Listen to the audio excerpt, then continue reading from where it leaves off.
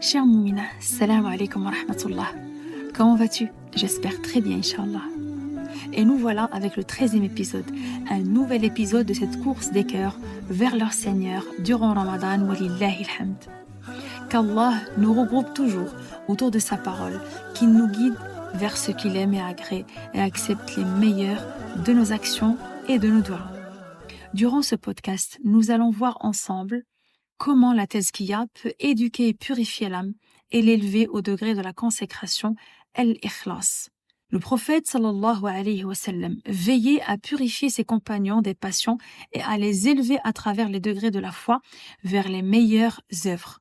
Allah azza wa jalla a dit wa yuzakkihim, et qui les purifie. Il faut savoir qu'il n'y a pas de tazkiya sans enseignement, comme le signale l'imam al-Bukhari dans un des titres explicatifs du livre de la science dans son Sahih. Il l'a appelé la science avant la parole et l'acte. Al-ilmu qabla al-qawli wal-amal.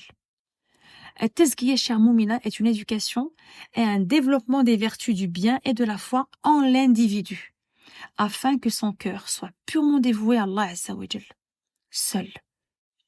C'est une opération continue qui se lance et qui se relance entre la lecture, l'apprentissage et l'étude de l'Qur'an al-Karim. Cela finit par susciter au croyant suffisamment de tazkiya pour développer en lui les vertus du bien, le rendant ainsi comparable à un champ qui foisonne de blé et de bénédictions. Le prophète sallallahu alayhi wa sallam l'a décrit ainsi. L'image de ce qu'Allah a envoyé avec moi comme guidance et science, et celle d'une pluie abondante tombée sur une terre. Une partie de cette terre était féconde. Elle a absorbé l'eau et donné du fourrage vert et du fourrage sec à profusion. Une partie était imperméable et improductive. Elle a retenu cependant l'eau et les gens en ont profité pour boire, abreuver leurs bêtes, irriguer leurs terres et semer.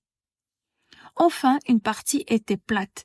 Elle n'a retenu ni eau, ni fait pousser l'herbe. Tel est l'exemple de celui qui a bien compris la religion, faqih ad-din, et a tiré profit de ce qu'Allah m'a chargé d'annoncer. Il a compris et il a enseigné aux autres. L'autre exemple est comme celui qui s'est détourné de la science et a refusé la guidance qu'Allah m'a chargé de communiquer aux hommes. Le premier exemple, cher Moumina, décrit celui qui a accepté la guidance et a acquis la connaissance intelligente de la religion. Il s'est alors réformé et a réformé autrui.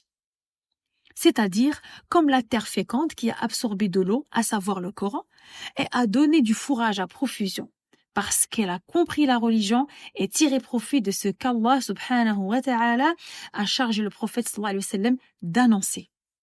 Il fait partie de la meilleure de ces trois catégories de gens, parce que son cœur est un bon récepteur rempli de bien et de science, et ses œuvres sont fructueuses et durables. Le deuxième exemple est le cas de celui qui a cru sans acquérir la connaissance intelligente de la religion, mais il a contribué à transmettre la bonne parole aux gens, et certains d'entre eux ont étudié cette parole, en ont pénétré le sens et en ont tiré beaucoup d'enseignements sages. Quant à la troisième catégorie de gens, ce sont ceux qui se sont détournés de la révélation d'Allah azza wa jal, n'ont pas accepté sa guidance et ont couru ainsi à leur perte. At-tazkiyah est en quelque sorte le résultat d'un cheminement solide avec le Coran al-Karim. Sauf que ce résultat ne peut être exploité véritablement ou acquis parfaitement que s'il est recueilli par la voie de la méditation. Cette méditation qui engendre l'examen intuitif dans le cœur et inspire en l'âme la résolution d'entreprendre des œuvres. Cette âme ne peut cheminer ainsi que lorsqu'elle médite et réfléchit. Et c'est de cette manière que le musulman parvient à se parer des qualités morales auxquelles appelle le Coran al-Karim, jusqu'à ce qu'elles deviennent des qualités naturelles.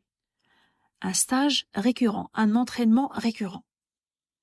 À l'image du prophète sallallahu alayhi wa sallam, dont le comportement était une copie conforme de ce qu'il y a dans le Coran al-Karim, comme l'a décrit Ummuna Aïcha radiyallahu anha. Afin que le croyant tire des versets du Coran tous les enseignements et les moyens pour modeler son comportement. La tazkiya doit continuer dans l'âme sous forme de mouvements intérieurs incessants. C'est le fruit que goûtent les vrais savants rabbaniyin, les vrais ulama rabbaniyin.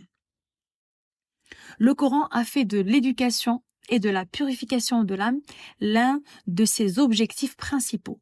En effet, de la purification de l'âme dépend la félicité dans ce bas monde et dans l'au-delà. Allah Azza wa Jal a dit « Et par l'âme est celui qui l'a harmonieusement façonné et lui a alors inspiré son immoralité, de même que sa piété a réussi certes celui qui la purifie et est perdu certes celui qui la corrompt. » Allah Azza wa Jal a dit dans un autre verset « Réussit certes celui qui se purifie. » Et aussi dans un autre verset, Allah subhanahu wa ta'ala a dit « Et quiconque vient auprès de lui en croyant, après avoir fait de bonnes œuvres, voilà donc ceux qui auront les plus hauts rangs, les jardins du séjour éternel, sous lesquels coulent les ruisseaux, où ils demeureront éternellement. Et voilà la récompense de ceux qui se purifient de la mécréance et des péchés. » Tous les prophètes alayhimus salam ont appelé à la purification de l'âme.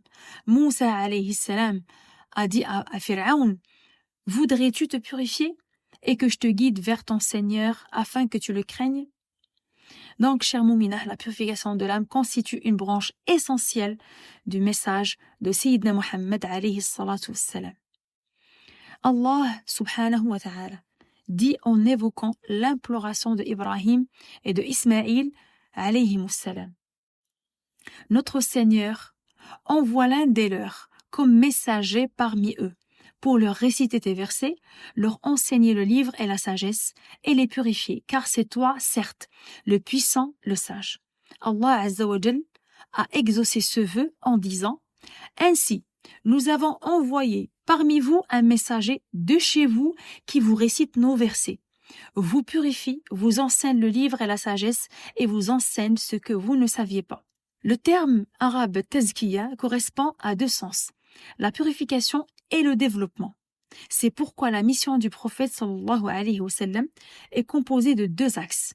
Le premier est de purifier les esprits de l'idolâtrie, des mythes et des superstitions, purifier les cœurs de la dureté et de la rudesse, purifier la volonté des passions et des instincts bestiaux, et purifier le comportement des vices de l'jahiliyyah. Le second, c'est développer les esprits par la connaissance, les cœurs par la foi, la volonté par l'orientation vers les bonnes œuvres et le comportement par l'adoption de la justice, de la bienveillance et des nobles caractères. La purification de l'âme se réalise en étant attentif aux deux expressions coraniques. Allah aime et agrée et Allah n'aime pas et n'agrée pas cela. En effet, le croyant désireux de l'agrément d'Allah Azza wa Jal se hâte à faire ce que Allah Azza wa Jal aime et agrée et à délaisser ce qu'Allah Azza wa Jal n'aime et n'agrée pas. Si l'homme est attentif à ce que Allah Azza wa Jal aime et à ce que Allah n'aime pas, cela purifiera son âme et l'élèvera en degrés. Allah Azza wa Jal a dit « Ne transgressez pas, certes Allah n'aime pas les transgresseurs. » Il a dit aussi, subhanahu wa ta'ala, « Faites le bien, car Allah aime les bienfaisants. » Ibn al-Qayyim rahimahullah a dit « Le plus indigne des hommes à l'égard d'Allah est le plus riche d'entre eux en lui, celui d'entre eux qui est le plus enclin à faire preuve d'humilité à son égard. C'est celui-là le plus puissant. Le plus faible d'entre eux devant Allah, c'est celui-là le plus fort. Celui qui parmi eux se considère le plus ignorant, c'est celui-là le plus connaisseur d'Allah. Celui qui d'entre eux récuse le plus son âme, c'est celui-là le plus proche de la satisfaction d'Allah. La richesse en Allah et l'indigence à son égard sont liées. De l'une s'ensuit nécessairement l'autre. Et nous voulons tous atteindre l'âme paisible, l'âme apaisée, an-nafsul mutma'innah. Il faut la connaître pour pouvoir l'atteindre. L'âme, chère moumina, s'apaise quand le nom d'Allah Azza wa Jal est évoqué. Et toutes ses actions sont dans le but de lui plaire. Elle se retourne souvent vers lui subhanahu wa ta'ala et elle est impatiente de le rencontrer. Avec cette âme, il y a une si grande proximité avec le Créateur. L'âme ne peut être compée. Il s'agit de cette âme qui, à si juste titre, au moment de son décès, on lui dira « Ô toi, âme apaisée, retourne vers ton Seigneur, satisfaite et agréée. Entre donc parmi mes serviteurs et entre dans mon paradis. » Ibn Abbas a dit que ce verset parle de l'âme croyante et paisible. Qatadah a dit, radiyallahu anhu, l'âme du croyant est dans la paix la plus totale. Elle est patiente et heureuse de sa proximité avec Allah Azza wa Jal. Elle connaît les noms d'Allah Azza wa Jal et ses attributs, ce qu'il a dit à propos de lui-même et de son messager sallallahu alayhi wa sallam, ce qui l'attend après la mort, le départ de l'âme, sa vie dans le barzakh et les événements qui adviendront le jour de la résurrection. Voilà pourquoi elle se soumet à la volonté d'Allah Azza wa Jal, car sa reddition lui est inconditionnelle. Elle n'est jamais insatisfaite et ne se plaint pas, car elle sait que tout ce qui lui arrive a déjà été écrit bien avant qu'il ne fût créé. Allah Azza wa Jal dit à propos de cela dans le Coran al-Karim: nul malheur n'atteint l'homme que par la permission d'Allah, et quiconque croit en Allah, Allah guide son cœur. Allah est omniscient. Certains de nos prédécesseurs ont affirmé que de telles âmes ne pouvaient qu'appartenir à des serviteurs qui, malgré qu'ils soient affligés par le désespoir, savent que tout vient d'Allah Azza wa Jal. Et à lui, on doit se soumettre. La paix qui arrive avec excellence, al-ihsan, se ressent par la soumission et la sincérité de l'adoration du croyant. Aucun désir ou ambition ne pourrait prendre le dessus sur les commandements divins. Il n'y a rien qui soit en contradiction avec les attributs divins, car aucune volonté ne viendra s'opposer à son décret subhanahu jalla fi'ula. Ceci est dû à la clairvoyance qui a libéré le cœur de son excès de sommeil, lui montrant la voie vers les palais qui l'attendent dans le delà. Barakallahu fiki d'avoir écouté ce 13e épisode, cher Moumina. Et si tu l'as aimé, une chose à faire, t'abonner. Et si tu veux intégrer notre cercle vertueux, partage ce rêve à plusieurs mouminettes. N'hésite pas à choisir le nombre d'étoiles de ton choix et garder le contact en laissant un commentaire sur ton application d'écoute préférée. Aussi, n'oublie pas de partager notre 2e édition de notre livre Un mois à la fois pour t'accompagner durant ce mois béni. Et afin de ne rater aucune information concernant nos événements, abonne-toi sur notre compte Instagram Les Élites du Coran officiel, ainsi que notre groupe Telegram des Assises des Mouminettes. Astawdi'ullah dinaki wa amanataki wa khawatim a'maliki, qu'Allah te préserve fi amaillah.